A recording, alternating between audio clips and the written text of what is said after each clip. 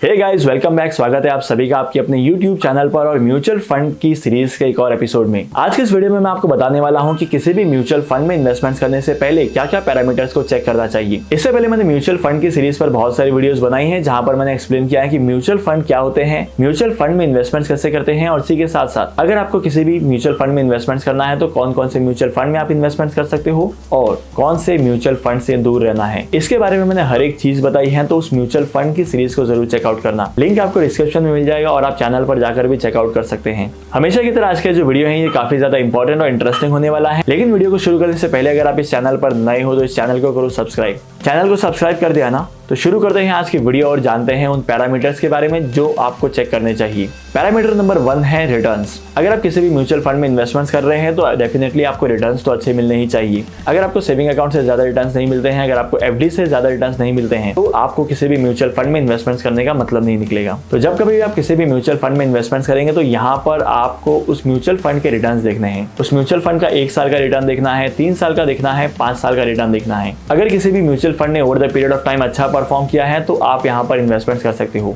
लेकिन आपको इन्वेस्टमेंट करने से पहले ये भी ध्यान रखना है कि म्यूचुअल फंड की जो पास्ट परफॉर्मेंस है, जरूरी नहीं है कि फ्यूचर में भी आपको ऐसे ही परफॉर्मेंस देखने को मिलेगी। फ्यूचर में आपको काफी ज्यादा रिटर्न्स देखने को भी मिल सकते हैं, उससे हल्के से कम रिटर्न भी देखने को मिल सकते हैं। डिपेंड करता है मार्केट के ऊपर, क्योंकि mutual funds investments are subject to market risk. Second चीज आपको चेक करनी है asset under management of a mutual fund. देखो, किसी भी म्यूचुअल फंड के रिटर्न जो है वो इस चीज के ऊपर भी डिपेंड करते हैं कि उसका असेट अंडर मैनेजमेंट कितना है, मतलब उसका AUM कितना है। अगर AUM ज्यादा होता है तो म्यूचुअल फंड के रिटर्न जो है वो स्टेबल होते हैं या कंपैरेटिवली कम होते हैं थोड़े से। लेकिन ऐसा बिल्कुल भी नहीं है कि जब कभी भी असेट अंडर मैनेजमेंट ज्यादा होगा किसी भी म्यूचुअल फंड का तो ये म्यूचुअल फंड जो होंगे वो नेगेटिव परफॉर्म करेंगे या स्टेबल परफॉर्म करेंगे। बहुत सारे मार्केट में म्यूचुअल फंड ऐसे हैं जिनका असेट अंडर मैनेजमेंट ज्यादा है और उन्होंने एक्सेप्शनल रिटर्न दिए हैं। जब कभी भी आप किसी भी म्यूचुअल फंड में इन्वेस्टमेंट करेंगे तो सबसे पहले आपको ये ध्यान देना है कि आपका जो म्यूचुअल फंड का AUM है, आपके जो म्यूचुअल फंड का असेट अंडर मैनेजमेंट है, वो ना तो ज्यादा होना चाहिए ना कम होना चाहिए। क्योंकि अगर कम होगा तो आपको वोलेटिलिटी नहीं मिलेगी जब कभी भी आपको आपके यूनिट्स को रिडीम करना होगा। तो वोलेटिलिटी के कम होने की वजह से जो म्यूचुअल फंड की यूनिट है उसको रिडीम होने में भी 20 से 30 दिन का टाइम लग सकता है। इसके अपोजिट में अगर म्यूचुअल फंड का AUM जो है वो ज्यादा है तो आपके म्यूचुअल फंड के यूनिट जो है वो 3 से 4 दिन में भी रिडीम हो जाएंगे और आपके अकाउंट में आपके पैसे आ जाएंगे।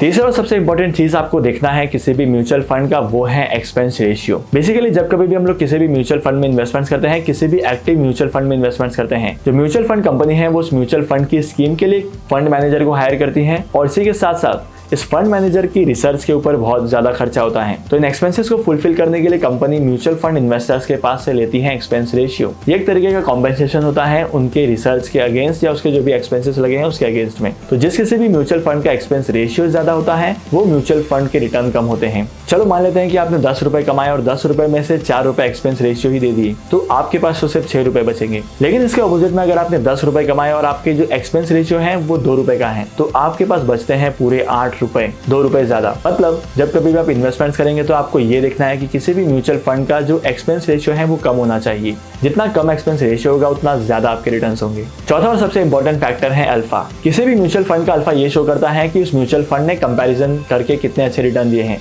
एक कैटेगरी के म्यूचुअल फंड के कंपैरिजन में कितने अच्छे रिटर्न दिए हैं और किसी और म्यूचुअल फंड के कंपैरिजन में भी कितने अच्छे रिटर्न दिए हैं। अगर किसी म्यूचुअल फंड का अल्फा है 3, इसका मतलब ये होता है कि म्यूचुअल फंड ने 3% के ज्यादा रिटर्न दिए हैं। अगर किसी म्यूचुअल फंड का अल्फा है 3 तो इसका मतलब ये होता है कि म्यूचुअल फंड ने कैटेगरी से 3% के ज्यादा रिटर्न दिए हैं। लेकिन अगर किसी म्यूचुअल फंड का अल्फा है -1, इसका मतलब ये होता है कि उस म्यूचुअल फंड ने अपने कैटेगरी से 1% के कम रिटर्न दिए हैं। तो जब कभी भी आप किसी भी म्यूचुअल फंड में इन्वेस्टमेंट करेंगे तो अल्फा आपको चेक करना है। जितना ज्यादा अल्फा होगा उतना ज्यादा आपको रिटर्न्स मिलेंगे। लेकिन इसी के साथ साथ आपको ये चेक करना है कि आपका जो अल्फा है वो 1 नहीं होना चाहिए और 0 से कम नहीं होना चाहिए। Last but not the least सबसे आखिर में आता है बीटा। बीटा का मतलब होता है वोलेटिलिटी। जब कभी भी आप किसी भी म्यूचुअल फंड में इन्वेस्टमेंट करते हैं और उस म्यूचुअल फंड को रिडीम करना चाहते हैं तो जिस म्यूचुअल फंड की वोलेटिलिटी सबसे ज्यादा होगी वहां पर आपकी यूनिट जो है वो जल्दी रिडीम होंगी और आपके पैसे आपको जल्दी मिलेंगे। लेकिन अगर किसी म्यूचुअल फंड का बीटा कम है या बीटा माइनस में है तो इसका मतलब ये है कि आपको यूनिट जब आप रिडीम करेंगे तो आपको ज्यादा रुकना पड़ेगा। तो जब कभी भी आप किसी भी म्यूचुअल फंड में इन्वेस्टमेंट करेंगे तो आपको उस म्यूचुअल फंड का